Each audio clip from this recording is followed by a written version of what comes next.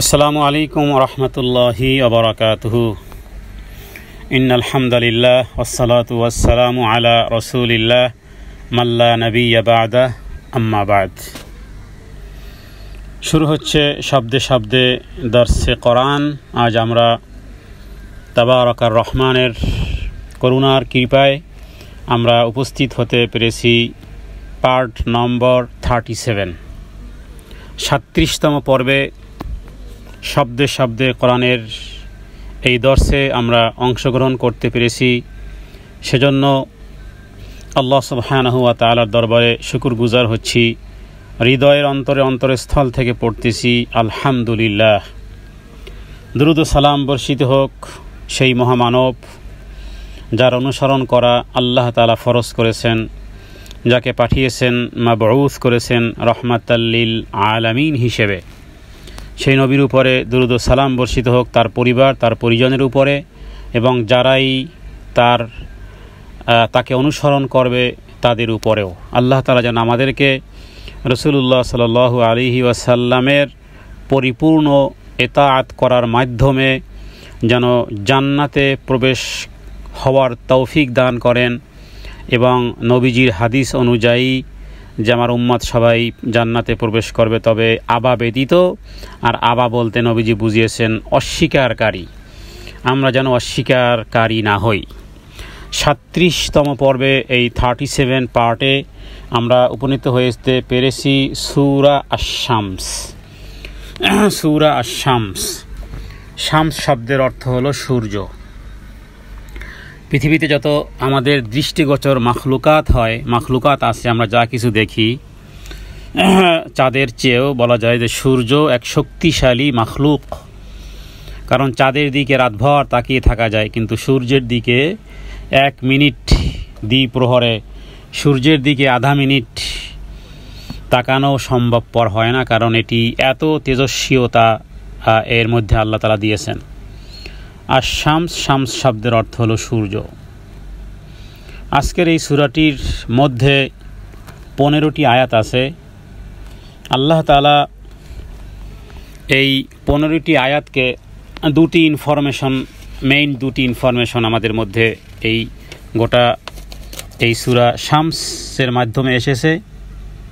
প্রথমত আল্লাহ তাআলা প্রথম 8টি আয়াতে শুধু কসম আর কসম করেছেন। আল্লাহ তাআলা এই পরিমাণ কসম করেছেন এই সূরার শুরু থেকে নিয়ে 8 নম্বর আয়াত পর্যন্ত, বলা যেতে পারে 8টি আয়াতে প্রায় 8 দুগুণে 16, প্রায় 16টি কসম এখান থেকে বের হয়ে আসে। এতগুলো কসম করার পরে আল্লাহ তাআলা, কসম মানে আপনাকে আমাকে অ্যাটেনশন করেছেন আল্লাহ তাআলা। আমরা যেভাবে করে দুনিয়াতে কসম করি যাতে করে বিশ্বাস করাতে চাই, যে আমি কসম করে বলতেছি, অথবা ওই জিনিসের গুরুত্ব আরোপ করার জন্য, খুব বেশি গুরুত্বপূর্ণ আরোপ করার জন্য আমি কসম করে বলতেছি। তো মানুষ কসম কখন উঠায়? বিভিন্ন কারণে উঠায়। কেউ হয়তো বা নিজেকে সত্যবাদী প্রমাণের জন্য, অথবা দালিলিকভাবে সে যে জিনিসের উপরে আছে সেটা যে সঠিক বিষয়ের উপর আছে, অথবা কেউ তাকে ভুল বুঝতেছে, অথবা তিনি গুরুত্ব আরোপ করার জন্য। তো আল্লাহ তাআলা তিনি যখন কসম করেন তখন সেটি গুরুত্ব আরোপের জন্য কসম করেন, গুরুত্ব আরোপ। আবার সেই গুরুত্ব আরোপ যদি একমাত্র সামান্য এক কসম দিয়ে হয়, যেমন সূরা আসরের মধ্যে আমরা জেনেছি আল্লাহ তাআলা শুধু যুগের কসম করেছেন। যুগের কসম করার পরে বলেছিলেন কি, যে সমস্ত মানুষ ক্ষতিগ্রস্ত, তারা ব্যতীত, যারা 4টা কাজ করবে তারা ব্যতীত বাকি সবাই ক্ষতিগ্রস্ত। একটা কসমই যথেষ্ট। কিন্তু এই সূরাটির মধ্যে আল্লাহ তাআলা how many times? Around more than 15 times। 8টি আয়াতে বলা যেতে পারে, 8টি আয়াতের ব্যাখ্যা থেকে বোঝা যায় যে 8 বার তো 80 কসম, কিন্তু ওই 8 কসমকে যদি আরেকটু ডেসক্রিপশনে যাওয়া হয় তাহলে দেখা যাবে যে এক ধরনের প্রায় 16 বার কসম হয়েছে। 16 বার কসম করার পরে আল্লাহ তাআলা 2টি ইনফরমেশন দিয়েছেন, যে কে সফল কাম আর কে অসফল কাম। আল্লাহু আকবার। তাহলে এতবার কসম করার পরে সফল কাম এবং অসফল কাম কি হবে না হবে সেটা আবার বলেছেন। আবার এটাও বলেছেন যে সফল কাম হওয়া আর অসফল কাম হওয়া, বান্দা এটা তোমার ইচ্ছাধীন আমি করে দিয়েছি। কি বুঝলেন তাহলে? দায়িত্ব কার? সফল কামরা যাবে জান্নাতে, অসফল কাম যারা তারা জাহান্নামে যাবে। তার মানে আপনি জান্নাতে যাওয়ার জন্য, জাহান্নামে যাওয়ার জন্য আপনিই দায়ী। এই হলো সূরা।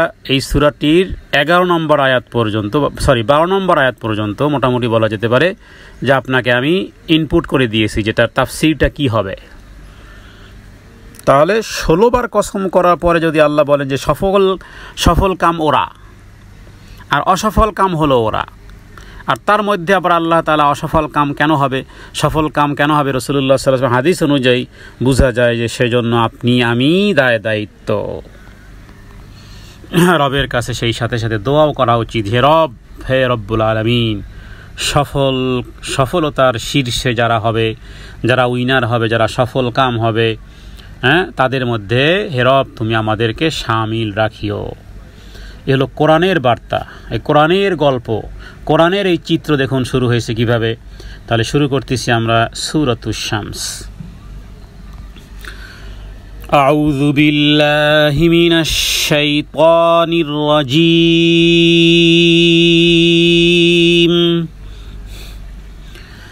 বিসমিল্লাহির রহমানির রহিম। ওয়াশ-শামসি ওয়াদুহাহা ওয়াশ-শামসি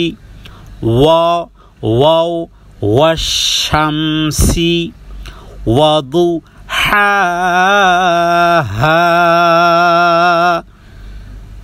হাই হুত্তি হাই হাওয়াজ।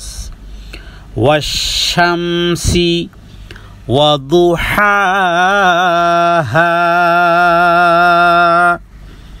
ও মানে কসম, শামস মানে সূর্য, ওয়াশ-শামসি সূর্যের শপথ, ওয়াদুহাহা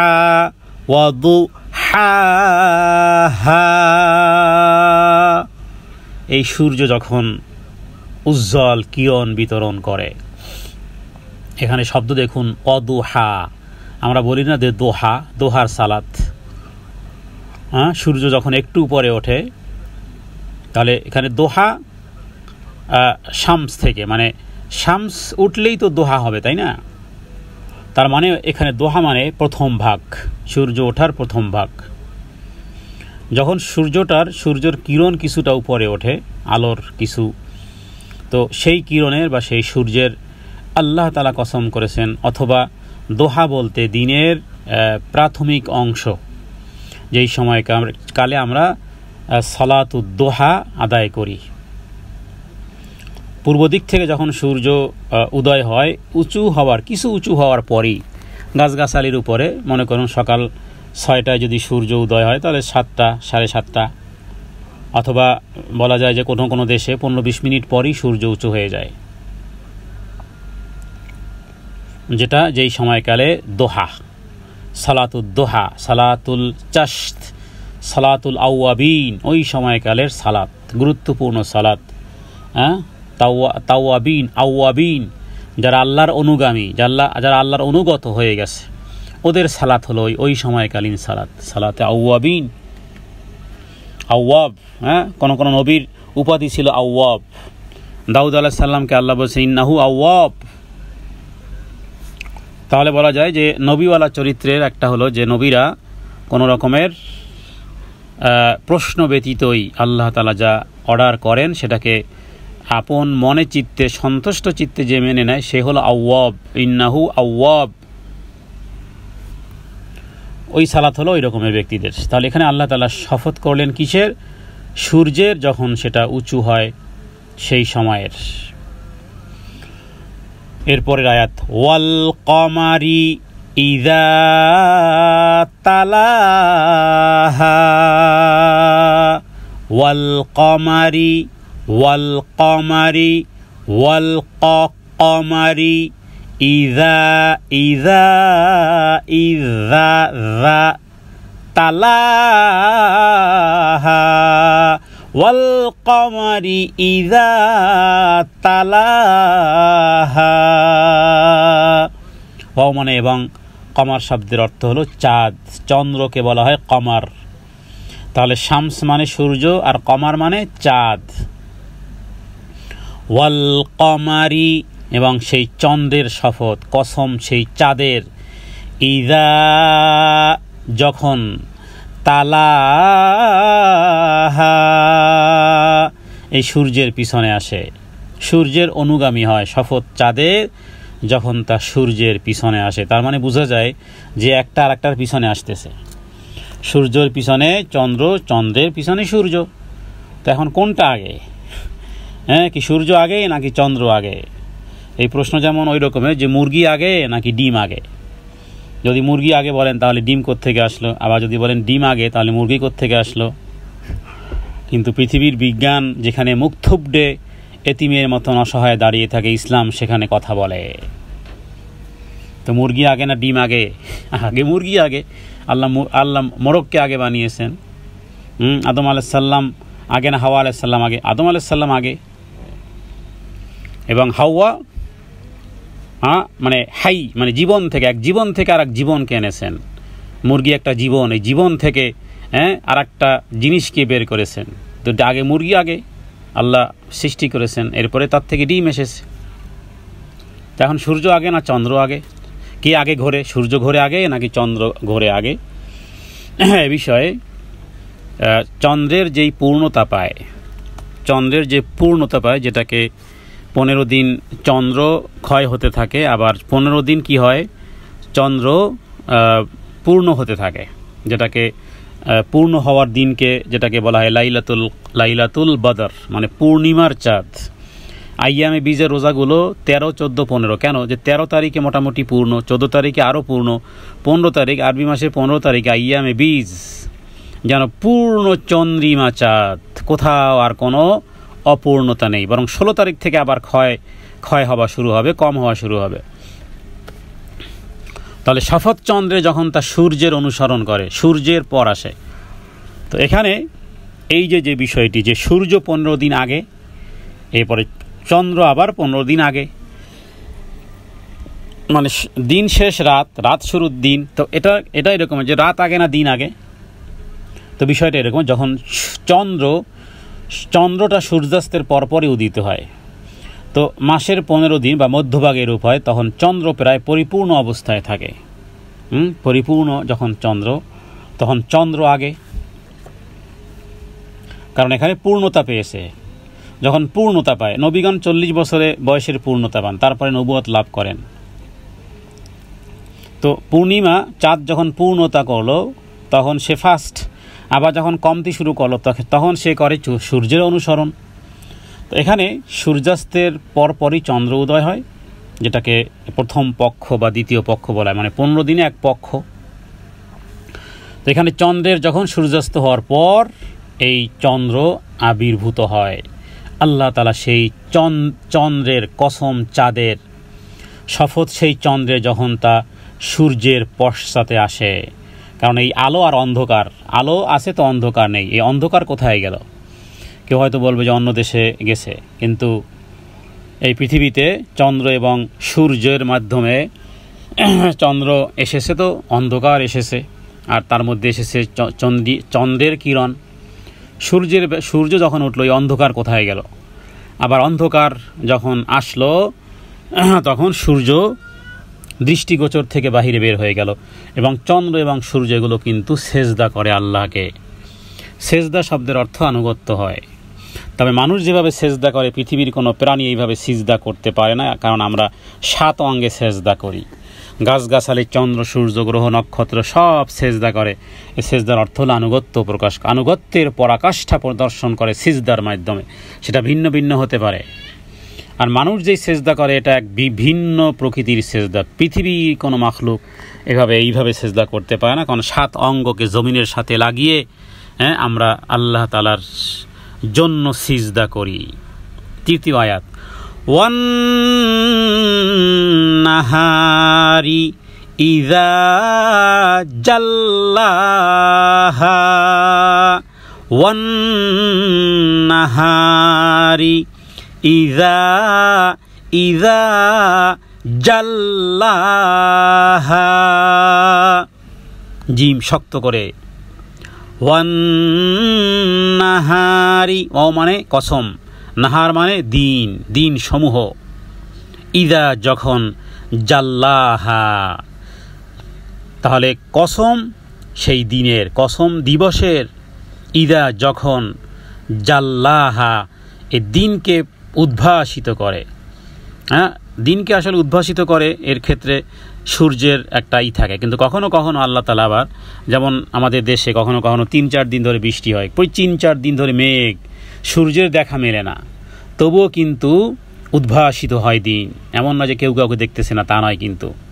তাহলে সূর্য দ্বারাও দিন উদ্ভাসিত হয়, আবার সূর্য ছাড়াও কিন্তু কখনো কখনো হয়তোবা কোনো দেশে সূর্য দেখা যাচ্ছে, এই দেশে সূর্য দেখা যাচ্ছে না, হয়তোবা মেঘলার কারণে, বৃষ্টির কারণে, কিন্তু উদ্ভাসিত। তাহলে এখানে দিন যখন সেটা উদ্ভাসিত হয়, প্রখরভাবে যখন প্রকাশ পায়, এই ক্ষেত্রে কেউ কেউ বলেছেন যে এখানে সূর্যের কথা না থাকলেও মোটামুটি জাল্লাহা দ্বারা বোঝানো হয় যে সূর্য উদ্দেশ্য হতে পারে, আবার অন্ধকার বা আধার দূর করাও বোঝানো হতে পারে। তাহলে শপথ সেই দিবসের যখন সূর্যকে প্রকাশ করে, অথবা ওই অন্ধকারকে আলোকিত করে, দুনিয়াকে প্রকাশ করে, সেটা উইদাউট সানও হতে পারে। অথবা তৃতীয় অর্থ কেউ করেছেন যে শপথ সূর্যের যখন সেগুলো পৃথিবীকে প্রকাশিত করে দেয়।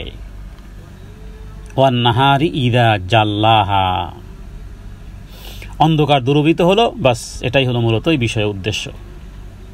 এরপরে আবার দেখুন চতুর্থ আয়াত, ওয়াল্লাইলি ইযা ইয়াগশাহা, ওয়াল্লাইলি ইযা ইয়াগশাহা, আবার লাইল মানে আবার সেই রাতের শপথ। দেখুন আগে কি বলা হলো, সূর্যের কসম, চন্দ্রের কসম, আবার দিনের কসম যখন সেটাকে সূর্যকে প্রকাশ করে, আবার রাতের কসম যখন সূর্যকে ঢেকে নেয়, আবার আকাশের সেই সত্তার কসম।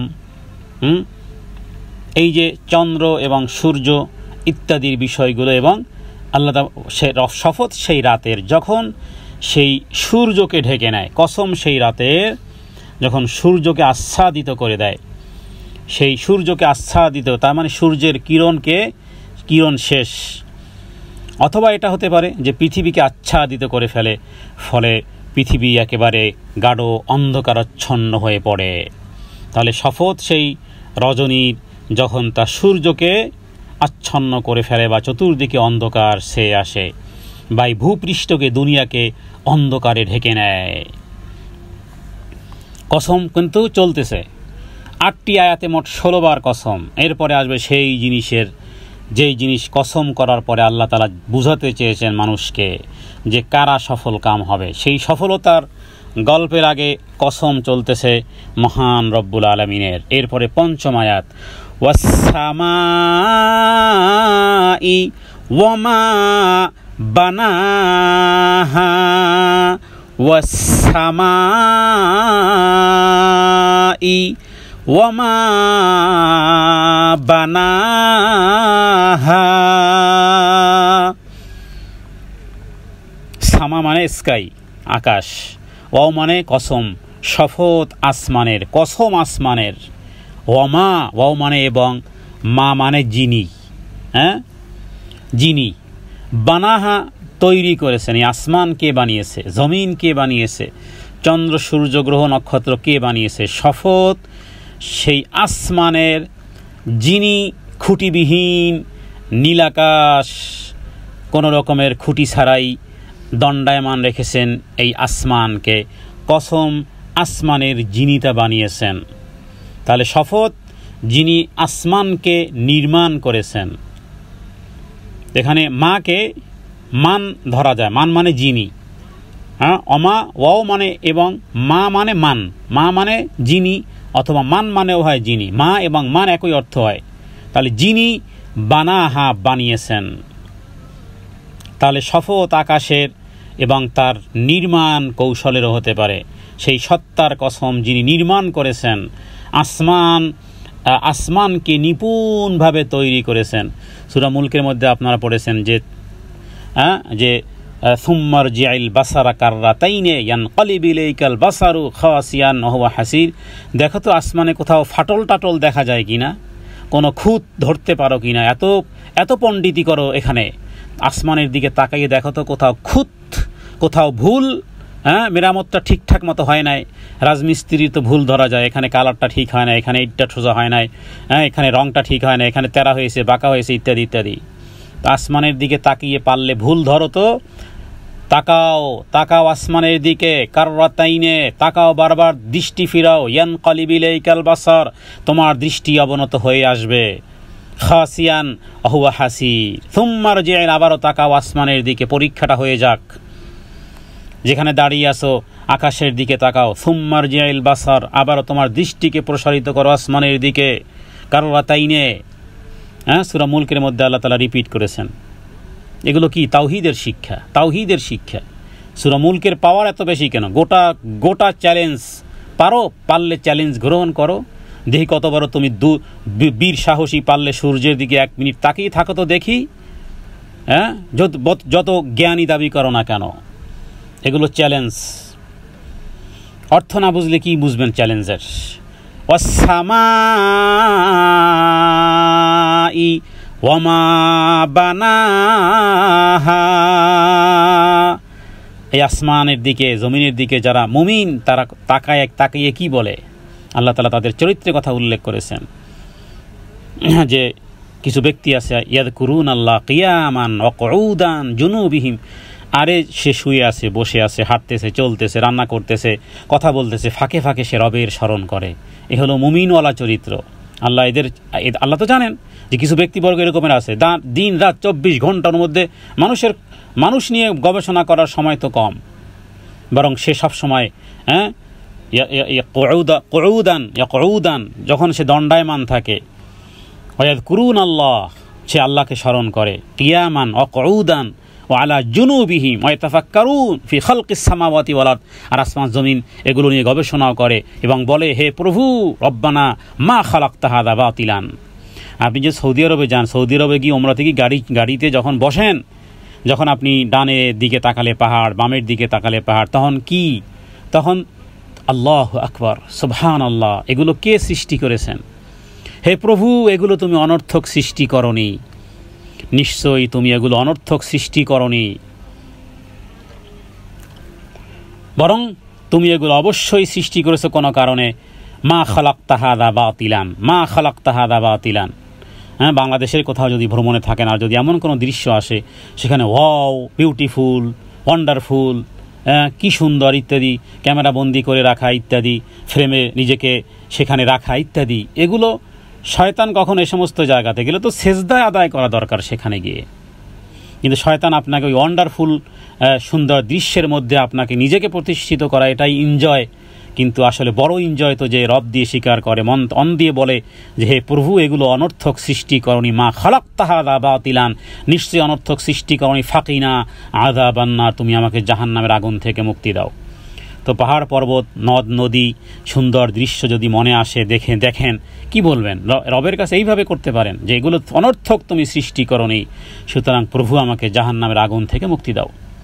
তো এখানে আল্লাহ তাআলা আসমানের কথা বলেছেন যে তিনি যিনি সৃষ্টি করেছেন তার শপথ, নির্মাণ কৌশলের শপথ। এরপরে আসো জমিনের দিকে, ওয়াল আরদি ওয়ামা তাহাহা, ওয়াল আরদি ওয়াল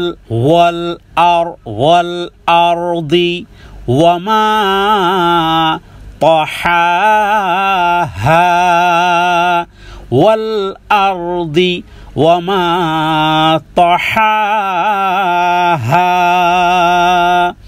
ওয়াও মানে আবারও সেই কসম, কিসের? আরদ, জমিনের কসম, পৃথিবীর কসম জমিনের, শপথ জমিনের, এই পৃথিবীর কসম, এই জমিনের কসম, শপথ এই পৃথিবীর। ওয়ামা, মানে এবং মা মানে মা অথবা মান মানে যিনি। তহাহা, যিনি একেবারে কার্পেটের মতন এই জমিনকে বিছিয়ে দিয়েছেন, জমিনকে বিছিয়ে দিয়েছেন অথবা বিস্তৃত করেছেন। সেখানে উঁচু ঠালা, উঁচু নিচু ইত্যাদি হতে পারে, কিন্তু এটাকে তিনি বিস্তৃত করে দিয়েছেন। পাহাড় দিয়েছেন, পর্বত দিয়েছেন, নদ দিয়েছেন, নালা দিয়েছেন, সমতল ভূমি দিয়েছেন, বিভিন্ন রঙের বিভিন্ন কালারের মাটি, বিভিন্নভাবে আচ্ছাদিত হয়েছে পৃথিবীর এই জমিন। সুজলা সফলা শস্য শ্যামলা ব্যতীত কোথাও আছে কালো পাহাড় ঘেরা, কোথাও আছে লাল মাটি সমৃদ্ধ। জমিনকে বিস্তৃত করেছেন, শপথ পৃথিবীর যিনি বিস্তৃত করেছেন বা যেটা বিছিয়ে দিয়েছেন এই পৃথিবীকে, শপথ সেই পৃথিবীর যিনি তাকে বিস্তৃত করেছেন বা বিস্তর করিয়েছেন, বিস্তীর্ণতার শপথ করেছেন, অথবা যেই বিস্তীর্ণতার মধ্যে তোমরা বসবাস করতে পারো, যেথায় মানুষ নিশ্চিন্তে বসবাস করতে পারে। মাটি এমন এক জিনিস, 100 তলা বিল্ডিংও মাটির নিচে ধসে যায় না, আবার মাটির নিচে সামান্য কোনো বীজ চারা দিলেও সেটাও মাটি ভেদ করে উপরে উঠে আসে। এই পৃথিবীকে বিস্তীর্ণ করেছেন, এটাকে একটা এতেদাল করেছেন, যেখানে মানুষ নিশ্চিন্তে বসবাস করতে পারে, সেই জমিনের কসম করেছেন। এরপরে দেখুন 7 নম্বর আয়াত, ওয়ানাফসিউ ওয়ামা সাওয়াহা, ওয়ানাফসিউ ওয়ানাফসিউ ওয়ামা সাওয়াহা। নাফস, ও মানে এবং, ও মানে এখানে কসম শব্দের শুরুতে ওয়াই কাসমিয়া। নাফস মানে কি? নাফস মানে প্রাণ। ওয়া নাফসিন বা নাফস মানে মানুষের অর্থ কেউ কেউ করেছেন। এখানে নফস বলতে জান বা রুহ বা প্রাণ, বহুত কিছুর মধ্যেই প্রাণ আছে, কিন্তু সমস্ত প্রাণের মধ্যে মানুষ যেহেতু শ্রেষ্ঠ, এই কারণে কেউ কেউ নফসের অর্থ করেছেন যে মানুষ, শপথ মানুষের। ওয়া নাফসিন, শপথ মানুষের, কসম নফসের। ওয়ামা, ও মানে এবং, মা মানে যিনি বা এবং, মা মানে অথবা মান যিনি। সাওয়াহা, মানুষকে করেছেন সুঠাম। শপথ সেই প্রাণের যিনি মানুষকে একটা সামঞ্জস্য করেছেন, বা শপথ প্রাণের যিনি এটাকে সুবিন্যস্ত করেছেন। নাফস দ্বারা কোনো প্রাণীর নাফস হতে পারে, আত্মা উদ্দেশ্য হতে পারে। আবার অন্যান্য প্রাণীর যেহেতু এরা জন্ম হয়েছে, এরা মৃত্যু হয়ে যাবে, এদের কোনো জান্নাত নেই, জাহান্নাম নেই, এদের কোনো হিসাব নিকাশ নেই। একটা গরু আর একটা গরুকে গুঁতা মেরেছে, অসুবিধা নেই, কিয়ামতের দিন দুর্বলটাকে সবল করা হবে, সবলটাকে দুর্বল করা হবে। বলো দুনিয়ার সেই অ্যাকশনটা নিয়ে নাও, অ্যাকশন শেষ, কুন্তুতুরা বা মাটি হয়ে যাও, শেষ। দুনিয়ার মানুষের জন্যই তোমাদেরকে বানানো হয়েছিল, শেষ। কিন্তু মানুষ জবাবদিহির জন্য প্রস্তুত হও, জবাবদিহি করতে বাধ্য মানুষ। তো এই কারণে মানুষের নফসের উদ্দেশ্য হতে পারে, একটি হলো শপথ সেই নফসের যিনি সেটাকে সুবিন্যস্ত করেছেন, আরেকটি হলো শপথ মানুষের প্রাণের, সেটাকে সুবিন্যস্ত করেছেন। এখানে সাওয়াহা যেটি, এর অর্থ হলো সুপরিকল্পিতভাবে, সুবিন্যস্তভাবে করেছেন, জন্মগতভাবে সহজ সরল প্রকৃতির উপায় সৃষ্টি করেছেন। কেউ কেউ বলেছেন যে মানুষকে যেই সুন্দর করে আল্লাহ বানিয়েছেন, সুঠাম বানিয়েছেন, অঙ্গ প্রত্যঙ্গের যে উপযুক্ত বানিয়েছেন, মানুষের হাত বলেন, পা বলেন, চোখ বলেন, নাক বলেন, দাঁত বলেন, ঠোঁট বলেন, হাতের আঙ্গুল বলেন, পায়ের আঙ্গুল বলেন, কত মানুষের সমস্ত অঙ্গ প্রত্যঙ্গ অনেক সুন্দর, মানে কোনো বেঢক নেই, সব ঢকওয়ালা, সব শ্রীওয়ালা, মানে বিশ্রী না, সুশ্রী। কারো চেহারা, কারো হাত, কারো নাক, কারো চোখ, যে চোখটা তার সুন্দর, তার নাকটা সুন্দর, বাচ্চার হাতটা সুন্দর, বাচ্চার পায়ের আঙ্গুলগুলো সুন্দর, সুঠাম বানিয়েছেন, অঙ্গ প্রত্যঙ্গকে সুন্দর করেছেন, সুবিন্যস্ত গঠন করেছেন, সেই জিনিসের শপথ। তো মানুষ যে নিজের কারো চেহারার, কারো ফিজিক্যাল, কারো দেখতে শুনতে সুঠাম, দেহ উঁচা লম্বা মোটা তাজা। তো সে যদি নিজের অহংকার করে তাহলে কি করলো সে? দিয়েছেন কে? তোমার মা বাবা। তোমার মা বাবা তোমাকে মনে হয় সুন্দর বানিয়েছেন, হ্যাঁ, লাল লাল কলা খেয়ে, লাল লাল আপেল খেয়ে না। কে করেছেন? এই যে এখান থেকে ঈমান, এখান থেকে আল্লাহ বলতেছেন ওয়ানাফসিউ ওয়ামা সাওয়াহা, কসম যিনি তোমাকে সুবিন্যস্ত করেছেন, সুন্দর অবয়বে তোমাকে এই পৃথিবীতে পাঠিয়েছেন। তাহলে এটার পুরোটাই কার? আল্লাহ তাআলার। আমার কিছুই না, আমার মা বাবারও কিছু না, আমার 14 গোষ্ঠী, আমার বংশেরও কিছুই না। কত উচ্চ পর্যায়ের ধন দৌলতে, হ্যাঁ, তারা দেখা যায় যে বিকলাঙ্গ হয়ে আছে। তো এখানে আল্লাহ তাআলা ওই জিনিসের শপথ করেছেন যে অনাফসিউ ওয়ামা সাওয়াহা, মানুষের নফসের সেই সত্তার কসম যিনি তাকে ঠিকঠাকভাবে গঠন করেছেন। কোরআনুল কারীমে আল্লাহ তাআলা এই যে ঠিকঠাকভাবে মানে কি, একটা দেহ দান করেছেন, সুডৌল গঠনকৃতি, হাত পা, মস্তিষ্ক। মানুষের বাহিরের কথা বাদ দিলাম, কারো মস্তিষ্ক দেখতে শুনতে ভালো না, হ্যাঁ, কিন্তু মাশাআল্লাহ কি ব্রেন, তার আখলাক কত সুন্দর। তো মানবিক জীবনযাপন করা হচ্ছে সবচেয়ে উপযোগী যে দেখার শক্তি দিয়েছেন, স্পর্শ করার শক্তি দিয়েছেন, স্বাদ গ্রহণ করার শক্তি দিয়েছেন, ইন্দ্রিয় শক্তি দিয়েছেন, কর্মক্ষমতা দিয়েছেন, জ্ঞান অর্জনের জন্য চিন্তা, বুদ্ধি, বিবেচনা শক্তি, যুক্তি উপস্থাপনা, প্রমাণ পেশ করার জন্য শক্তি, কল্পনা শক্তি, স্মৃতিশক্তি। কোন জিনিস কতটা আপনি হিসাব করবেন? শারীরিক, মানসিক, দুনিয়াতে কাজ করার জন্য যে যোগ্যতা ঠিকঠাক, হ্যাঁ, ফিটফাটার ঠিকঠাক। তো জন্মগতভাবে এভাবে করে আল্লাহ তাআলা মানুষকে কত সুন্দর অবয়বে আল্লাহ সৃষ্টি করেছেন। কোরআনুল কারীমে আরেকটি আয়াতেও আল্লাহ তাআলা এভাবে বলেছেন যে ফিতরাতাল্লাহ হিল্লাতি ফাতারান নাস আলাইহা। সূরা রুমের মধ্যে আল্লাহ বলেছেন যে সেই প্রকৃতির উপর প্রতিষ্ঠিত হয়ে যাও যার উপর আল্লাহ মানুষকে সৃষ্টি করেছেন। অনাফসিন ওমা সাওয়া। এখানে নফসের বিষয়ে আরও কিছু ব্যাখ্যা আছে, যেমন নফস মানে প্রবৃত্তিও হয়।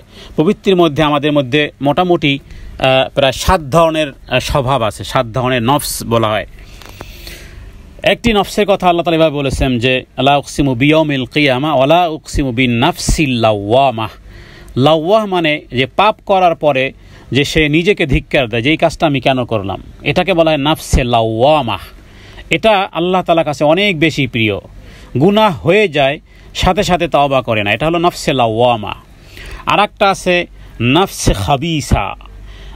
খাবিসা বা নফসে আম্মারা। সূরা ইউসুফের মধ্যে আছে ইন্না নাফসা লা আম্মারাতুম বিসু। নফসে আম্মারা হলো যে শুধু সারাদিন 24 ঘন্টা খারাপ কাজের আদেশ করে। শুধু নফসে আম্মারার কাজই হলো খারাপ কাজের আদেশ। খারাপ কাজের আদেশই করাটাই হলো নফসে আম্মারার কাজ। আর নফসে লাওয়ামা হলো যে যেই নফস বা যেই প্রবৃত্তি নাদামত করে, যেই কাজটা তোমার করা ঠিক হয়নি, এটা ভুল হয়ে গেছে, কিন্তু আবার নাদামত আসে, যেটা অনুশোচনা আসে যে আমার এই কাজটা করা হয়নি, ভালো হয়নি, এই কাজটা আমার অন্যায় হয়েছে। আর একটা নফস হলো নফসে মুতমাইন্না, প্রশান্তিকরণ আত্মা। আল্লাহ তাআলা সেখানেও বলেছেন ইয়া আইয়ুহা নাফসুল মুতমাইন্না, হে প্রশান্তময় আত্মা, ইরজিই ইলা রাব্বিকি রাদিয়াতাম মারদিয়া, আসো তোমার রবের সন্তুষ্টির দিকে তুমি আসো। হ্যাঁ, মুমিনের রুহু কবজের ক্ষেত্রে মালাকুল মউত শুধু আল্লাহ তাআলার কথা শুধু বলার সাথে সাথে সে বের হয়ে আসে, দ্বীনের কথা শুনলেই বের হয়ে আসে। তো নফসের এটা একটা পরীক্ষা হতে পারে যে দিন ধর্মের জন্য মানুষ যারা, এরা একটু বোকা টাইপের, মানুষের দৃষ্টিতে মনে হচ্ছে বোকা, যে আপা শুনলেন শুধু কথা দান করে দিলেন, হ্যাঁ, আমি তো এত সহজে দিতাম না। কারণ ওই যে নফসে মুতমাইন্না যখন ওই শুনেছে, হ্যাঁ, রাসূলুল্লাহ সাল্লাল্লাহু আলাইহি ওয়াসাল্লাম একদিন খুব পেরেশানি হয়ে ঘরে আসছেন। খাদিজা রাদিয়াল্লাহু তাআলা আনহা জিজ্ঞেস করেন ইয়া রাসূলুল্লাহ কি হয়েছে আপনার এত মন মলিন কেন? তো নবীজি তখন বললেন যে খাদিজা, আমি পথিমধ্যে দেখলাম যে কিছু ব্যক্তিবর্গের অসহায়ত্ব, তাদের দারিদ্রতা, তাদের ক্ষুধার্ত ইত্যাদি বিষয়গুলো আমার মনটাকে খারাপ করে দিয়েছে। হযরতে খাদিজা রাদিয়াল্লাহু তাআলা আনহা বললেন, ইয়া রাসূলুল্লাহ, আমার মাল, সমস্ত মাল আপনার জন্য কোরবান, মাল আমার খরচা করার অধিকার আপনি রাখেন, আপনি যেই পরিমাণ মাল চান আপনি আল্লাহ রাস্তায় দান করেন। হযরতে খাদিজা রাদিয়াল্লাহু তাআলা আনহা তিনি তার আগে 2 বার বিবাহ হয়েছিল, তৃতীয় স্বামী হলেন রাসূলুল্লাহ সাল্লাল্লাহু আলাইহি ওয়াসাল্লাম। এটা ইসলামে কোনো, দেখুন, নবী মুহাম্মদ সাল্লাল্লাহু আলাইহি ওয়াসাল্লাম যাকে বিবাহ করলেন তার আগে 2 বার বিবাহ হয়েছে। ইসলাম এটাকে ইসলাম ইসলাম ইসলাম ইসলাম মানি, ইসলাম ভালোবাসি। কেউ পারবেন এই ত্যাগ স্বীকার করতে? বা কোনো পুরুষ সহজেই ত্যাগ স্বীকার করে সহজে? তাহলে এবং সাহাবায়ে কেরামের সময়কালে স্বামীর ইদ্দাত পালন হতে দেরি, তারা অপেক্ষা থাকতেন যে 4 মাস 10 দিন পার হয়ে গেলেই আমি তাকে বিবাহের প্রস্তাব দেব। এবং দুঃখের সাথে বলতে হয় যে আমাদের দেশে পালক, আমি অনাকাঙ্ক্ষিত কোনো বিষয় আনতেছি না, এটা আমাদের জানা দরকার, যে আল্লাহ মাফ করুক, কোনো নারী যদি সন্তানাদি না হয় তাহলে সেই নারী কখনো চায় না যে তার স্বামী বিবাহ করুক। যার কারণে কি হয়, শরীয়তের কত বড় ভায়োলেশন হয়, সেটি হলো যে দেখো আমাদের তো দীর্ঘদিন হয়ে গেছে সংসারে, সন্তানাদি হয় না, এক কাজ করো আমরা পালক আনি, আমরা পালক পুত্র পালক মেয়ে আনি। হসপিটালের সাথে এবার যোগাযোগ, এবার হতে পারে কোনো নারী, কোনো নারীর ইচ্ছায় হতে পারে, অনিচ্ছায় হতে পারে, অথবা দরিদ্রতার বিষয়ে লোভনীয় অঙ্ক অফার করে, অথবা চুরির মতন, বাচ্চা চুরির মতন কর্মকাণ্ডের পিছনে আপনি কি মনে করেন? আপনার কাছে কি মনে হয়? আপনার কাছে গবেষণা কি বলে আপনাকে? বাচ্চা কেন চুরি হয়? হসপিটাল থেকে বাচ্চা কেন চুরি হয়? যেই কোনোভাবে হোক একটা সন্তানাদি আগেই বলা থাকে, নার্সদের কাছে, যে একটা সন্তান কেউ যদি দেয়, অথবা মোটা অঙ্ক, বাস মানুষ বিক্রির রমরমা ব্যবসা চলতেছে, চলবে। পিছনে অনেক কারণের মধ্যে এটা একটা কারণ যে পালক ছেলে মেয়ে আনা হয়। এরপরে ঘটনা কি ঘটে? পালক ছেলে কিন্তু শরীয়ত মোতাবেক উত্তরাধিকারী হয় না। পালক ছেলে যদি বড় হয়ে যায়, এবার যিনি মা হিসেবে সাব্যস্ত হয়েছেন তার সাথে পর্দা এবার ফরজ হয়ে যায়। সেখানে যদি কোনো বোন জন্মগ্রহণ করে পরবর্তীকালে, এবার এই পালক ছেলে আর ওই যে তার আসল বাবার যে মেয়ে, একে অপরের সাথে দেখা সাক্ষাৎ ইসলামে হারাম করে দেয়। আরও মৃত্যুর আগ মুহূর্ত পর্যন্ত যে কত যে লঙ্ঘন হবে। কারণ কি, ওই যে নারী বা ওই যে পুরুষ নিজের সন্তান হচ্ছে না, বাস বিবাহ দিতে স্বামীকে রাজি না, বা কোনো নারীও দিতে রাজি না, পুরুষও করতে রাজি না, তখনই একটা বিকল্প একটা চিন্তা মাথায় আসে যে তাহলে ঠিক করা যায়, তাহলে একটা এভাবে তার জীবন কাটবে না, একটা ছেলে মেয়ে আনি। আমি সংক্ষিপ্ত হয়ে বললাম। তো এভাবে করে রাসূলুল্লাহ সাল্লাল্লাহু আলাইহি ওয়াসাল্লামের সময়কালে ঠিক এমনকি একই জায়গাতে, বহু জায়গাতে যেখানে রাসূলুল্লাহ সাল্লাল্লাহু আলাইহি ওয়াসাল্লাম বিবাহের বিষয়, ওমর রাদিয়াল্লাহু তাআলা আনহুর কন্যা হযরতে হাফসার জন্য বিবাহের প্রস্তাব গিয়েছে। ওদিকে ওসমান রাদিয়াল্লাহু তাআলা আনহু তিনি বিবাহের কথা বলেছেন, ওমর রাদিয়াল্লাহু তাআলা কোনো কথাই বলেননি। তো এটা একটা আয়েব মনে হয়েছে যে আমি বিবাহের প্রস্তাব দিলাম, কিছুই বলল না। কেন বলেননি? যেহেতু হাফসা রাদিয়াল্লাহু তাআলা আনহার সাথে রাসূলুল্লাহ সাল্লাল্লাহু আলাইহি ওয়াসাল্লাম বিবাহের বিষয়, এটা কোনো আয়েবের বিষয় ছিল না। তো কথা খাদিজা রাদিয়াল্লাহু তাআলা আনহার আগে 2 বার বিবাহ হয়েছে, তৃতীয় স্বামী হলেন মুহাম্মদ সাল্লাল্লাহু আলাইহি ওয়াসাল্লাম। বলেছেন আপনি এখান থেকে নেন আর দান করেন। তো যেই কথায় বলতেছিলাম যে নফস এবং প্রবৃত্তির ক্ষেত্রে আল্লাহ তাআলা ওই নফসকেও সম্মান করেছেন, ভুল করে আবার তওবা করে, ভুল করে গুনাহ করে আবার তওবা করে, এটাকে বলা হয় নফসে লাওয়ামাহ। তাহলে নফসে আম্মারা, নফসে লাওয়ামাহ এবং নফসে খাবিসা। তাহলে নফসে আম্মারা যেগুলো, সেগুলো হলো খারাপ কাজের দিকে শুধু প্রবাহিত করে। নফসে লাওয়ামা যেগুলো অনুশোচনা যোগায় হৃদয়ে, আর হলো নফসে মুতমাইন্নাহ।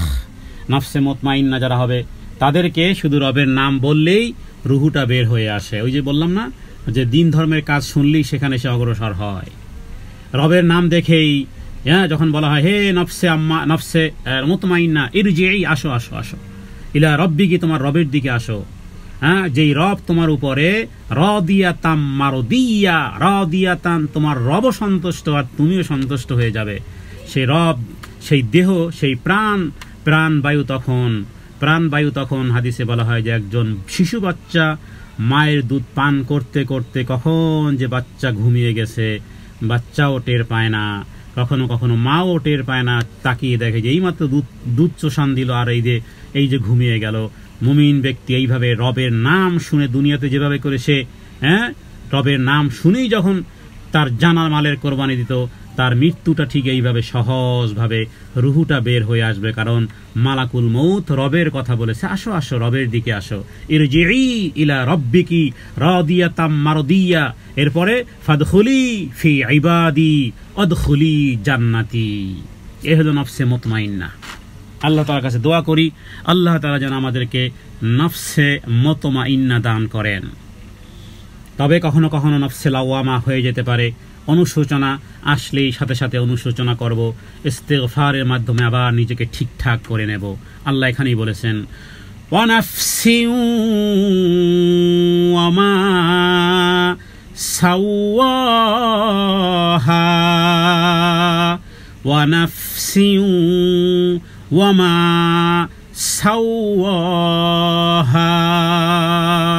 শপথ সেই মানুষের, শপথ সেই প্রাণের, যেটাকে তিনি সুষম করেছেন, সুবিন্যস্ত করেছেন। কেন?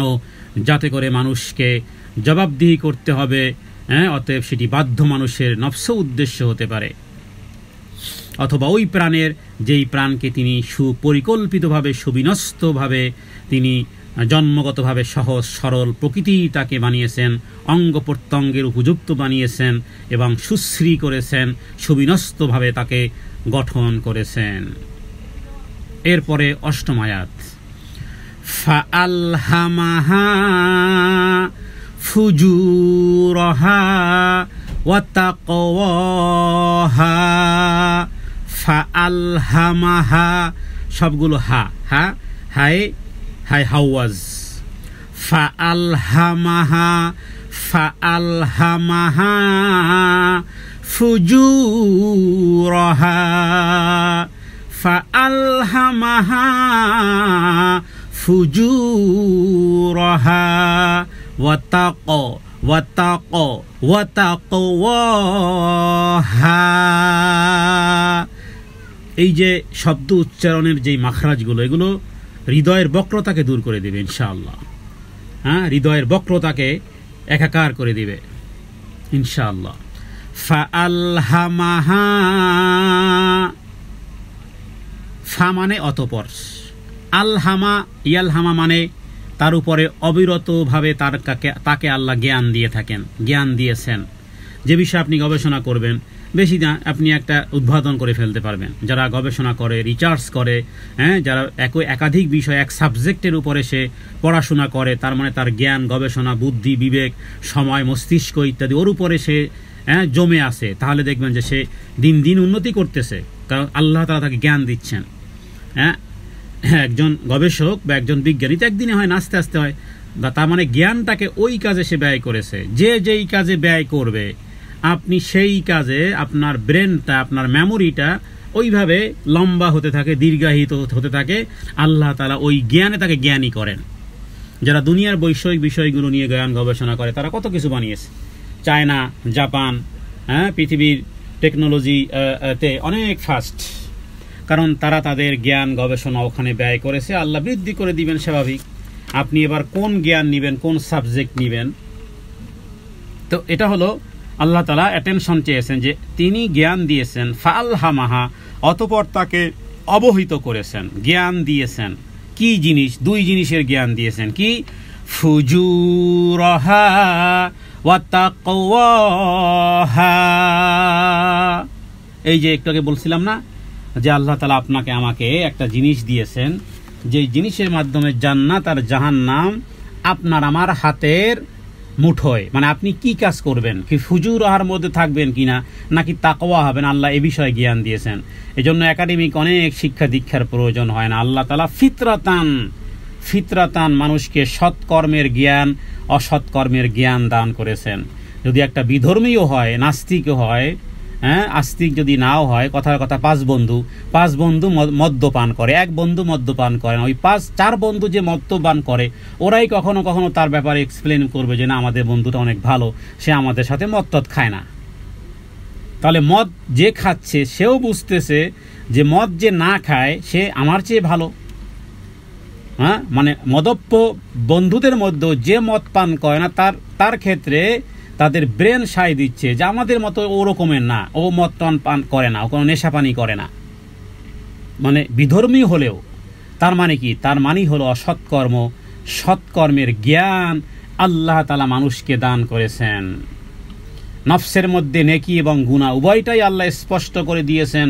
প্রত্যেক ব্যক্তির ব্রেনের মধ্যে একজন বড় ধরনের বড় মাপের মুফতি আছে। হ্যাঁ, প্রত্যেক নফসই ভালো এবং মন্দ কাজ করার কথা আল্লাহ তাআলা তার জন্য সহজ করেছেন। কোরআনুল কারীমে আল্লাহ তাআলা অন্যত্র বলেছেন যে আমি ভালো এবং মন্দ উভয় পথ তার জন্য সুস্পষ্ট রেখে দিয়েছি। যারা চুরিচামারি করে, যারা কলমের খোসা দিয়ে, যারা মানুষের টাকা আত্মসাৎ করে, যারা রাষ্ট্রের সম্পদ করে, এরা কি বুঝে না? জানে না? জানে। হ্যাঁ, কারণ তার ব্রেন তাকে বলে দিয়েছে। তো এটা কেউ অস্বীকার করতে পারবে না। আল্লাহ তাআলা এই জ্ঞান ফিতরাতান দিয়েছেন। একটা 2 বছরের বাচ্চাকে, 3 বছরের বাচ্চাকে আপনি বলেন না ল্যাংটা হও, 3 বছরের বাচ্চাকে বলেন বাবা ল্যাংটা হও, তো তার মধ্যে লজ্জাশীলতা আছে, সে সহজে ল্যাংটা হতে চাইবে না। হ্যাঁ, বাবা মার সামনে কথা আলাদা, কিন্তু আপনি একটা 3 বছরের বাচ্চাকেই ট্রাই করে দেখেন না, অন্য একটা বাচ্চাকে বাবা ল্যাংটা হতো, সে আঁকড়ে ধরে থাকবে। কারণ কি? ফিতরাতান লজ্জাশীলতা তার মধ্যে এসেছে। কিন্তু সেই লজ্জাকে যারা বেলজ্জাহীনতার কাজ করে, দেখা যায় তারপরে একেবারে বয়স্ক হয়ে যায়, তারপরও সে উলঙ্গপনার দিকে সে নিজেকে ধাবিত করতেছে। তো মানুষকে আল্লাহ তাআলা এভাবে জ্ঞান দিয়েছেন, পথ দিয়েছেন, চাইলে সে কৃতজ্ঞতাও হতে পারে, চাইলে অস্বীকারীও হতে পারে। হ্যাঁ, আল্লাহ তাআলা এভাবে করে কোরআনুল কারীমে বহু আয়াতে বিষয়টিকে উল্লেখ করেছেন। এবং প্রত্যেকের মধ্যে নাফসে লাওয়ামা বলতে আমরা বলতে পারি বিবেকের ধ্বংসনে ধ্বংসিত কে না হয় বলেন। হ্যাঁ, তবে হ্যাঁ, একটা সময় সেটা লঘু হয়ে যায়। আস্তে আস্তে করতে আল্লাহ বিবেককেও কেড়ে নিয়ে নেন। বিবেকহীন হয়ে পড়ে মানুষ। বিবেকহীন যখন মানুষ হয়ে পড়ে, ও মানুষের কাতারে থাকে না, অমানুষ, ও জানোয়ার। আল্লাহ বলেছেন জানোয়ার, আল্লাহ বলেছেন চতুষ্পয়ী জানোয়ার, বালহুম আদল, তার চেয়েও নিকৃষ্ট, কারণ বিবেকহীন। হ্যাঁ, বিবেক একটা পর্যায়ে গিয়ে বিবেককেও ওভারটেক করে সে যখন আরও বিবেকহীন কাজ করতে থাকে, তখন আর নফসে লাওয়ামা পাওয়ারলেস হয়ে যায়, তখন আর তাকে তিরস্কার করে না। বরং ওই জাতীয় ব্যক্তিদেরকে আল্লাহ এখানেই বলেছেন যে এরপরে ওয়ানাফসিউ এই ফাআলহামাহা ফুজুরহা ওয়া ফাআলহামাহা, এটা হলো সবার জন্ম থেকে সবাই আমরা ফাআলহামাহা, কাফের, মুশরিক, বেঈমান, হিন্দু সবাই আমরা ফাআলহামার মধ্যে প্রথমে ছিলাম।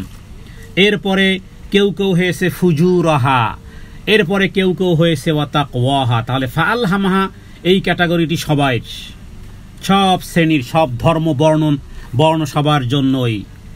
হ্যাঁ, এরপরে কি হয়? ফুজুরহা, কেউ অন্যায় কর্ম করতে যেমন লাওয়ামা, অসৎ কাজ করলে মানুষ তিরস্কার করে, নিজের বিবেক তিরস্কার করে। এরপরে প্রত্যেক ব্যক্তি যে যতই ওজর পেশ করুক না কেন, সে ভালো করেই জানে। তো এখানে একটা বিষয় যে মানুষের সৃষ্টির মধ্যে যখন পাপ এবং ইবাদত নিহিত আছে, তখন সে কোনটা করবে? কি সওয়াবেরটা করবে নাকি আযাবেরটা করবে? এবং রাসূলুল্লাহ সাল্লাল্লাহু আলাইহি ওয়াসাল্লামকে কেউ এ বিষয়ে, তাকদীর বিষয়ে কেউ প্রশ্ন করেছিল, তখন নবীজি এই আয়াত তেলাওয়াত করেছেন। কোন আয়াত? এই যে ফাআলহামাহা ফুজুরহা ওয়া তাকওয়াহা। আল্লাহ তাআলা পাপ এবং তাকওয়ার জ্ঞান তাকে ইলহাম করেছেন।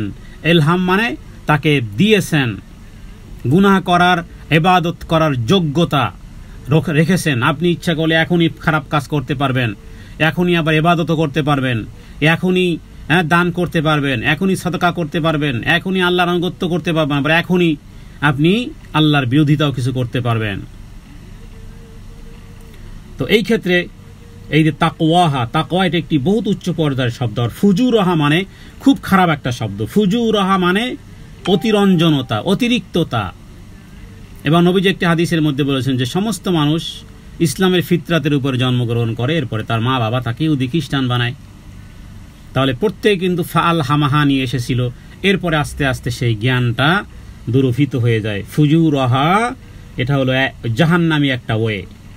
আর তাকওয়াহা মানে তাকওয়া কি? তাকওয়া হলো এমন এক জিনিস, আল্লাহকে ভয় করা, আল্লাহকে সদা সর্বদা ভয় করা। স্বয়ং রাসূলুল্লাহ সাল্লাল্লাহু আলাইহি ওয়াসাল্লাম আল্লাহ তাআলার কাছে এভাবে করে দোয়া করতেন, এভাবে করে তাকওয়ার জন্য দোয়া করতেন। হাদিসের মধ্যে নবীজি বলতেন, আল্লাহুম্মা আতি নাফসি তাকওয়াহা ওয়া যাক্কিহা আনতা খায়রু মান যাক্কাহা আনতা ওয়ালিয়ুহা ওয়া মাওলাহা। ইমাম মুসলিম হাদিস টেনেছেন, হে আল্লাহ, আপনি আমাকে তাকওয়ার তৌফিক দান করেন, আমার নফসকে অনাফসি তাকওয়া, আমার প্রবৃত্তিকে পবিত্র করেন, নফসকে পবিত্র করেন। আনতা খায়রু মান যাক্কাহা, আপনি তো উত্তম পবিত্রতাকারী। আনতা ওয়ালিয়ুহা, আপনি আমার অভিভাবক। ওয়া মাওলাহা, আপনি আমার বন্ধু। তো মানুষ যখন তাকওয়ার কাজ করবে তখন তার দিকে তাকওয়া ইলহাম হবে। আর যখন পাপের কাজ করবে তখন পাপকে ডাকবে, পাপের ইলহাম তার জন্য হবে। পাপের কারণে তাদের অন্তরে পাপের ইলহাম হবে, তাকওয়া করার কারণে তার উপরে কি হবে? তাকওয়ার ইলহাম হবে। যদি আল্লাহ কারো প্রতি সদয় হন, তাকে ভালো কাজের ইলহাম করেন। সুতরাং যে ব্যক্তি ভালো কাজ করতে সমর্থ হয় সে কি করবে? আল্লাহ তাআলার শুকরিয়া আদায় করবে। আর যদি খারাপ কাজ কখনো হয়ে যায় তাহলে তওবা করে আল্লাহ তাআলার দিকে ফিরে আসবে। এবং কেউ এটা বলবে না যে আল্লাহ কেন তাকে দিয়ে এটা করালেন, বা গুনাহ তার দ্বারা কেন হলো। এই ধরনের যুক্তি দাঁড় করানোর মাধ্যমে আল্লাহর রহমত থেকে দূরে সরা হয়। কোনো সমাধানে পৌঁছা যাবে না। কূপের মধ্যে পড়ে গেছি, কেন পড়লাম। আরে ভাই, কেন পড়লা এই সমস্ত বাদ দিয়ে দেখো মুক্তির উপায় কি। পাপ হয়ে গেছে, দুর্ঘটনা ঘটে গেছে, কেন হলো, এগুলো করে কোনো লাভ নেই। এই জাতীয় যুক্তি দাঁড় করানোর মাধ্যম হলো আল্লাহর রহমত থেকে দূরে সরানো। বরং তওবা করো, ইস্তেগফার করো, রবের দিকে প্রত্যাবর্তন করো। কারণ রহমতের মালিক তিনি যদি তার রহমত কারো প্রতি উজাড় করে দেন, সেটা তার মালিকানা, সেটা রবের মালিকানা। যদি আল্লাহ তা কাউকে রহমত না দেন, এ ব্যাপারে আপনি আপত্তি তোলার আপনি কে? আপনার সে অধিকার নেই। আপত্তি না তুলে কি করা যেতে পারে? তওবা করা যেতে পারে। দেখুন, আমরা টেনশন করি, একটু হলেই টেনশন, হায় কি হবে, হায় কি হবে, আল্লাহগো কি হবে, এইটা করা সেইটা করা, এই বুদ্ধি সেই বুদ্ধি। টেনশন করার মাধ্যমে মনে রাখবেন কোনো ফায়সালা হয় না, বরং দোয়া করার মাধ্যমে কিছু হয়। টেনশনে পড়েছেন, এই টেনশনটাকে আপনি দোয়ায় কনভার্ট করে ফেলেন, ওটাকে একেবারে কনভার্টেড করে ফেলেন, পরিবর্তন করে ফেলেন দোয়া দিয়ে। যে আল্লাহ, আমি যদি সারাদিনও টেনশন করি, সারা রাত না ঘুমিয়ে টেনশন করি, কিছুই হবে না, বরং এই টেনশনটাকে যদি আপনি দোয়ায় রূপান্তরিত করতে পারেন তাহলে কিছু হবে। কারণ তকদিরকে টলাতে পারে না কোনো জিনিস দোয়া ব্যতীত। অতএব আল্লাহ তাআলার দিকে ফিরে আসা, পরবর্তীতে সঠিক পথের দিশার জন্য আল্লাহর রহমতের অধিকারী হওয়া, তার কাছে চাওয়া, তাহলে তিনি তাকওয়ার অধিকারী করবেন। তো এই ক্ষেত্রে একজন ব্যক্তি ধ্বংস অনিবার্য যে আল্লাহ তাআলার কোনো কর্মকাণ্ডে আপত্তি তোলা। আল্লাহ তাআলার কোনো কর্মকাণ্ডে আপত্তি তোলার জন্য সময় নষ্ট করার পাশাপাশি কেউ যদি তাকদীর নিয়ে বাড়াবাড়ি করে এবং আমলকে পরিত্যাগ করে তাকদীরকে দোষ দিয়ে বসে থাকে, তাহলে সে যেন আল্লাহর তাকদীরের প্রতি যেন অস্বীকারী হলো। পক্ষান্তরে গুনাহের সময় কোনোভাবেই তাকদীরের দোহাই দেওয়া যাবে না। একজন বেশ্যা নারীও যদি বলে যে আমি আমার সমাজ, আমার পরিবার, আমার এই কারণে আমি এই পেশায় এসেছি, না, যদি কোনো নারী সেই জায়গাতেও পৌঁছে যায়, সে যদি আবারও ফেরত আসে, সহিহ বুখারীর হাদিসে একটা কুকুরকে পানি পান করানোর কারণে একজন প্রস্টিটিউট নারীকেও আল্লাহ ক্ষমা করেছেন, সেই রব্বুল আলামিন এখনো আছেন। বিষয়টা কি? বিষয়টা হলো যে জীবনে যেগুলো বাড়াবাড়ি আমাদের হয়ে গেছে সেগুলোর তাকদীরকে দোষ না দিয়ে বসে না থেকে বরং তাকদীরের প্রতি সন্তুষ্টি প্রকাশ করা, শুকরিয়া আদায় করা, রবের দিকে তাকদীরের দোহাই না দিয়ে নিজের দোষ স্বীকার করা। আমি আবারও কথা বলি, যেগুলো আমাদের অনাকাঙ্ক্ষিত বিষয়গুলো ঘটে যায়, একে তো খারাপ জিনিসের নিসবত আল্লাহর দিয়ে করা হারাম, তাহলে তাকদীরের দোষ না দিয়ে তাকদীরের প্রতি ঈমান রেখে দোষটাকে নিজের ঘাড়ে নিয়ে যদি কেউ রবের দিকে তওবা করে, তৌফিক কামনা করে, তাহলে সে সত্যিকার অর্থেই সে তাকওয়ার পথে অবলম্বন করবে, তাকওয়ার পথে সে আসতে পারবে। গুনাহের সময় তাকদীরের দোহাই দেওয়া যাবে না, তবে বিপদ আপদের সময় তাকদীরের দোহাই দেয়া যাবে। কথাটি স্পষ্ট হলো কিনা আমি জানি না, আবারও বলি, আমরা আমাদের কর্মকাণ্ডে যে সমস্ত দুর্ঘটনা বা যে সমস্ত অনাকাঙ্ক্ষিত বিষয় ঘটে যায় সেটা আমরা তাকদীরের দোষ দিব না, তাকদীরের দোহাই দেয়া যাবে না। বরং বিপদ আপদ যেগুলো হয়ে যায় সেই ক্ষেত্রে ঈমান রাখতে হবে যে আল কদরি খাইরিহি ওয়া শাররিহি মিনাল্লাহি তাআলা। দেখুন, মানুষ যে হ্যাঙ্গিং হয়, একটা পয়েন্ট না বোঝার কারণে হ্যাঙ্গিং করে। মানুষ গলায় রশি নেয়, বিষ খায়, শরীরে আগুন জ্বালায়, আত্মহত্যার মতন এই পথ বেছে নেয়, এই একটা পয়েন্ট না বোঝার কারণে। পয়েন্টটা কি আবারও বলি, যে আমরা আমাদের তকদিরকে কোথাও কোথাও দেখছি মানুষ কপাল থাপড়ায়, কেউ কেউ কপালকে আবার গাছের সাথে করে, তারপরে আবার ওয়ালের সাথে রাগের মাথায় ওয়ালে মাথা ঠোকরায়, এই ছিল কপালে, এই ছিল কপালে, এই নিয়ে আমার তকদির, এই ছিল আমার কপালে কপালে। লাভ নেই। বরং এটা শরিয়ত কি বলে? শরিয়ত বলে যে তাকদীরের গুনাহের সময় তাকদীরের দোহাই দেয়া যাবে না। তবে বিপদ আপদ যদি আমার উপরে পতিত হয় সেই ক্ষেত্রে বলা এই কথা বলা যেতে পারে যে আমার তাকদীরে কি আছে সে পৃষ্ঠা তো আমি জানি না। হতে পারে যেহেতু ভালো এবং মন্দ উভয় জিনিসের প্রতি আমি ঈমান এনেছি, মানে বিপদ আপদের সময় তাকদীরের দোহাই দেয়া যাবে, গুনাহের সময় তাকদীরের দোহাই দেয়া যাবে না। আবারও বলি, বিপদ আপদ সেটা কখনো কখনো অসতর্কতায় হয়, কখনো কখনো সতর্কতা অবলম্বন করার পরেও হয়। সেগুলোকে তাকদীরের ফায়সালা মেনে নিয়ে কিভাবে উত্তরণ করা যায়, কিভাবে রবের সন্তুষ্টি অর্জন করা যায় ইত্যাদি বিষয়ে যদি কেউ দোয়া করতে থাকে, কারণ এটা তার তাকদীরের উপরে ঈমান এনেছে, এটার বহিঃপ্রকাশ শেষ। এটা এতটুকু করা যাবে, কারণ এটা একটা মজবুত একটা ভিত্তি। কিন্তু গুনাহের সময় একটা গুনাহের কাজের মধ্যে লিপ্ত আছে, সেটাকে যদি কেউ তাকদীরের দোহাই দেয়, চুরি করা, যে চুরি আমার তাকদীরে ছিল, বেবিচার করা আমার তাকদীরে ছিল, এই জাতীয় গুনাহের কাজকে তাকদীরের দিকে সম্পৃক্ততা করা যাবে না। কারণ ওই যে আল্লাহ তাআলা জ্ঞান দিয়েছিলেন, অনাফসিন ওয়ামা সাওয়াহা ফাআলহামাহা ফুজুরাহা ওয়া তাকওয়াহা, জ্ঞান দান করেছেন, ভালোভাবে বুঝিয়ে দিয়েছেন, আম্বিয়ায়ে কেরাম পাঠিয়েছেন, আসমানি কিতাব সমূহ পাঠিয়েছেন, তোমার মধ্যে মুফতি বসিয়েছেন, ভালো মন্দ চেতার তৌফিক দিয়েছেন, মন মস্তিষ্কে প্রকৃতির ভালো মন্দ নেকি ইত্যাদি তোমাকে দান করেছেন। সোশ্যাল মিডিয়াতে অনলাইনে অফলাইনে কত ভালো কথা শোনা যায়, সেখান থেকেও জ্ঞান অর্জন ছাড়াও নেকির পথ বদির পথ তোমার হৃদয় ভাসমান। কাফেরের বাচ্চাও বুঝে কোনটা ন্যায় কোনটা অন্যায়, কারণ তোমাকে আল্লাহ তাআলা সেই জ্ঞান দিয়েছেন, ফিতরাতান দিয়েছেন। আল্লাহ তাআলা শিক্ষাদান ব্যতিরই, একাডেমিক শিক্ষা ছাড়াই করণীয় সৎকর্ম, বর্জনীয় অসৎকর্মের মন মানসিকতার যেই জ্ঞান আল্লাহ তাআলা দিয়েছেন। এবার তোমার পরীক্ষায় 9 নম্বর আয়াত, যেটা আল্লাহ তাআলা 16টা জিনিসের কসমের পরে এবার যেন পরীক্ষার ফলাফল এসে গেছে, যে এবার দেখি পরীক্ষায় কে পাশ করতে পারবা, কে পাশ করতে পারবা না। এই 8টি আয়াতের পরে এবার আল্লাহ তাআলা বলেছেন, যেহেতু হে বান্দা আমি এতগুলো জিনিসের কসম করার পরে এটাও বলেছি মানুষের নফসের সেই সত্তার কসম যে ঠিকঠাকভাবে গঠনও করেছেন, আবার পাপ এবং পঙ্কিলতার জ্ঞানও তিনি দিয়েছেন। ফাআলহামাহা ফুজুরাহা ওয়া তাকওয়াহা, ফাআলহামাহা মানে এমন নয় যে একবারই দিয়ে দিয়েছেন, না, চলতেই থাকবে।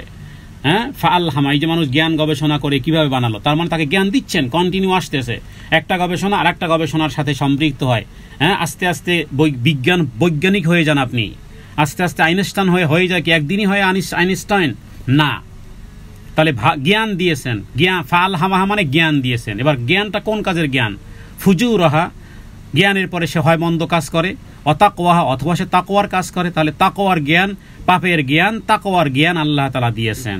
এরপরে কসম পূর্ণ হয়ে গেছে 8টি আয়াতে একাধিকবার কসম করার পরে এবার দেখুন সার্টিফিকেট, এবার আপনি কোন পথে এসেছেন। আল্লাহ তাআলা যেন সেই কথাকে এতগুলো কসম করার পরে আল্লাহ বলতেছেন, নিঃসন্দেহে তারা সফল কাম হয়েছে যে ব্যক্তি নিজেকে পরিশুদ্ধ করেছে। সফল কাম সে, উইনার সে যে নিজের আত্মাকে পবিত্র করেছে, সেই হলো শুদ্ধ। কদ কদ, কদ মানে হয়ে গেছে বা পাশ হয়ে গেছে বা নিশ্চয়ই হয়ে গেছে। আফলাহা, কদ আফলাহা মান যাক্কাহা, কদ আফলাহা, কদ আফলাহা মানে যেন সে সফল কাম হয়েই গেছে, বাকি আর নেই। যেমন কদ আফলাহাল মুমিনুন, মুমিনরা তো সফল কাম হয়েই গেছে, মুমিনরা তো সফল কাম হয়েই গেছে। কদ আফলাহা, কদ, কদ আফলাহা, কদ আফলাহা মান যাক্কাহা,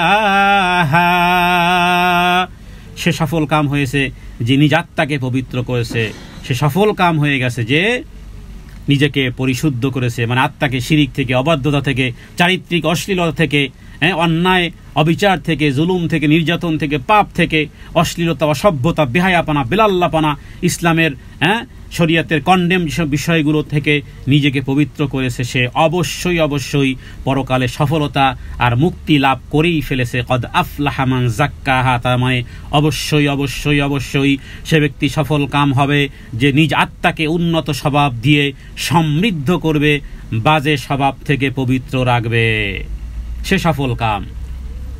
আমরা আল্লাহ তাআলার কাছে দোয়া করি, হে আল্লাহ, আপনি আমাদেরকে আনুগত্যকারী, পবিত্রতা বিধানকারী, যাক্কাহা তার মানে পরিশুদ্ধ হওয়ার জন্য যেই গুণ দরকার, হে আল্লাহ আপনি আমাদেরকে সেই গুণে গুণান্বিত করেন। আর সেই সাথে সাথে রাসূলুল্লাহ সাল্লাল্লাহু আলাইহি ওয়াসাল্লামের সেই শিখানো সেই দোয়া আমরা আল্লাহ তাআলার কাছে পাঠ করতে পারি, যে নবীজি এভাবে করে বলেছেন, আল্লাহুম্মা আতি নাফসি তাকওয়াহা ওয়া যাক্কিহা আনতা খায়রু মান যাক্কাহা আনতা ওয়ালিয়ুহা ওয়া মাওলাহা। কদ আফলাহা মান যাক্কাহা, সফল কাম সেই ব্যক্তি যে পবিত্রতা অবলম্বন করেছে। কোরআনুল কারীমে আয়াতটি অনেক জায়গাতে আছে। তো এই ক্ষেত্রে রাসূলুল্লাহ সাল্লাল্লাহু আলাইহি ওয়াসাল্লাম এই আয়াত প্রসঙ্গে বলেছেন যে আফলাহাত নাফসুন যাক্কাহাল্লাহু আযজা ওয়া জাল্লা। ইবনে আব্বাস থেকে একটি হাদিস রয়েছে যে নবীজি এই আয়াত প্রসঙ্গে বলেছেন যে সফল হয়ে গেছে সেই ব্যক্তি যাকে মহান পরাক্রমশালী আল্লাহ পবিত্র করে দিয়েছেন। তো এই ক্ষেত্রে এবং নবীজি যে দোয়াটি করতেন, যে এই দোয়াটি আমরা সব সময় করব, যে হে প্রভু, আমার নফসকে আপনি তাকওয়া দান করেন, তাকে পবিত্র করেন। তাকে পবিত্র করার জন্য সর্বোত্তম সত্তা তো আপনি অভিভাবক, আপনি আমার পৃষ্ঠপোষক। আল্লাহ তাআলার কাছে দোয়া করি, হে আল্লাহ, আমরা যা শুনলাম, যেই জিনিসের গুরুত্ব আরোপ করেছেন, এত বারবার আপনি বুঝিয়েছেন, আল্লাহ সেই জিনিস যেন মিস না করি, আল্লাহ সেই জিনিস যেন ফেইল না হয়। হায় আল্লাহ, আমরা প্রবৃত্তির অনুসরণ করেছি, আমরা নফসে আম্মারার প্ররোচনায় পড়ে দিনের প্রকাশ্য আলোতে, রাতের গোপন অন্ধকারে হাজারো নাফরমানি আল্লাহ আমরা করেছি। যদিও আমাদের বিবেক নাড়া দিয়েছিল, কিন্তু সেই বিবেকের নাড়া কর্ণপাত করিনি, বরং সেগুলোকে ওভারটেক করে আমরা পাপাচারে লিপ্ত হয়েছি। হে আল্লাহ, আপনি আমাদের জীবনের সমস্ত গুনাহ মাফ করেন। হে আল্লাহ, এতটুকু বুঝতে পেরেছি যে আপনি যাকে পবিত্র করবেন তাকে কেউ আর অপবিত্র করতে পারবে না, আপনি যাকে সফল করবেন তাকে কেউ অসফল করতে পারবে না, আপনি যাকে পরিশুদ্ধ করবেন, যার আত্মাকে পবিত্র করবেন।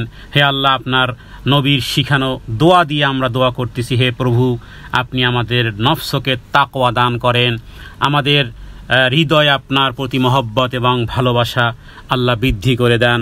মুত্তাকি না হয়ে যেন মালাকুল মউত না আসে, এবং সত্যিকার অর্থে স্যালেন্ডারকারী না হয়ে যেন মৃত্যুর কোলে ঢলে না পড়ি। আল্লাহ তাআলা আপনি আমাদের এই প্রার্থনাকে, আমাদের এই আরাধনাকে আপনি কবুল এবং মঞ্জুর করেন। ওয়াসাল্লাল্লাহু আলা সাইয়্যিদিনা মুহাম্মাদিন নাবিয়্যিল উম্মি ওয়া আলিহি ওয়া সাল্লাম।